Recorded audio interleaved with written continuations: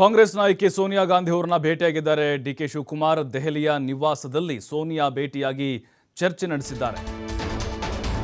ಯಾಕಂದ್ರೆ ನಿನ್ನೆ ಡೆಲ್ಲಿಗೆ ಪ್ರೊಟೆಸ್ಟ್ ಹೋಗಿದ್ದರು. ಆ ಸಂದರ್ಭದಲ್ಲಿ ಎಲ್ಲ ಮುಗಿದ ಮೇಲೆ ಕಾಂಗ್ರೆಸ್ ನಾಯಕಿ ಸೋನಿಯಾ ಗಾಂಧಿ ಅವರನ್ನ ಡಿಸಿಎಂ ಭೇಟಿಯಾಗಿದ್ದಾರೆ. ದೆಹಲಿಯ ನಿವಾಸದಲ್ಲಿ ಭೇಟಿಯಾಗಿ ಚರ್ಚೆಯನ್ನ ಮಾಡಿದ್ದಾರೆ. ಲೋಕಸಭಾ ಚುನಾವಣಾ ಸಿದ್ಧತೆಗಳ ಬಗ್ಗೆ ಮಾಹಿತಿ ಕೊಟ್ಟಿದ್ದಾರೆ. ಅಂದರೆ ವಾಸ್ತವವಾಗಿ ಕಾಂಗ್ರೆಸ್ನಲ್ಲಿ ಏನು ನಡೀತಾ ಇದೆ, ಏನು ಮಾಡ್ತಾ ಇದ್ದೀವಿ ಅನ್ನೋದನ್ನು ವರದಿ ಒಪ್ಪಿಸಿದ್ದಾರೆ.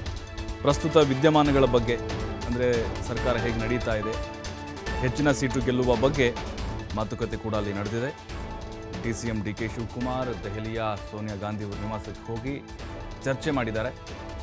ಅಂದರೆ ಇಲ್ಲಿ 28 ಕ್ಷೇತ್ರಗಳಲ್ಲಿ ಎಷ್ಟು ಸ್ಥಾನಗಳನ್ನು ಗೆಲ್ಲಬಹುದು, ಗೆಲ್ಲುವ ವಾತಾವರಣ ಹೇಗಿದೆ ಮತ್ತು BJPಯ ಓವರಾಲ್ ಎಲ್ಲದರ ಬಗ್ಗೆ ಕೂಡ, ಪಕ್ಷ ಅಂತ ಕೇವಲ ಕಾಂಗ್ರೆಸ್ ಸದಸ್ಯರು ಕೇಳಿರಲ್ಲ, ಅಲ್ಲಿ ಉಳಿದ ಪಕ್ಷಗಳ ಪ್ರಸ್ತುತ ಬೆಳವಣಿಗೆಗಳ ಬಗ್ಗೆ ಕೂಡ ಮಾಹಿತಿನ ತೆಗೆದುಕೊಂಡಿರ್ತಾರೆ. ಹಾಗಾಗಿ ಡಿಕೆ ಶಿವಕುಮಾರ್ ಈಗ ಚರ್ಚೆನ ನಡೆಸ್ತಿದ್ದಾರೆ. ಅಭ್ಯರ್ಥಿಗಳ ಆಯ್ಕೆ ಅದು ಸಭೆಯಲ್ಲಾಗುತ್ತೆ. ಬಟ್ ಇದು ಪ್ರಾಥಮಿಕವಾಗಿ ಸೋನಿಯಾ ಗಾಂಧಿ ಅವರಿಗೆ ಒಂದು ಮಾಹಿತಿನ ಕೊಟ್ಟಿದ್ದಾರೆ.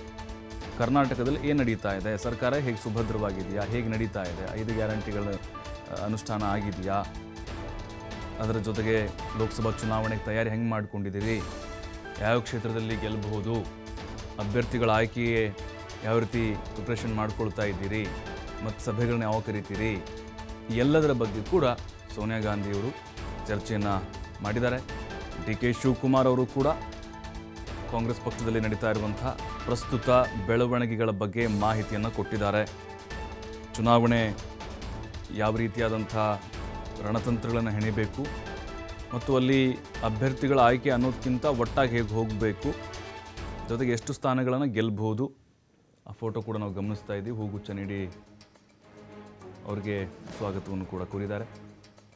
ಅಂದರೆ ಇಲ್ಲಿ ದೆಹಲಿಗೆ ಬೇರೆ ಬೇರೆ ಸಂದರ್ಭದಲ್ಲಿ ಹೋಗೋದು ಬೇರೆ, ಪಕ್ಷದ ಚಟುವಟಿಕೆಗಳಿಗೆ ಅಥವಾ ಪಕ್ಷದ ಸಭೆಗಳಿಗೆ ಹೋಗೋದು ಬೇರೆ. ಆದರೆ ಈ ಸಂದರ್ಭ ಅಂದರೆ ನಿನ್ನೆ ಪ್ರತಿಭಟನೆ ಹೋದಂತಹ ಸಂದರ್ಭದಲ್ಲಿ ಅದಾದ ಮೇಲೆ ಸಹಜವಾಗಿ ಹೈಕಮಾಂಡ್ ನಾಯಕರು ರಾಜ್ಯ ನಾಯಕರೊಂದಿಗೆ ಮಾಹಿತಿಯನ್ನು ಪಡೆದುಕೊಳ್ತಾರೆ.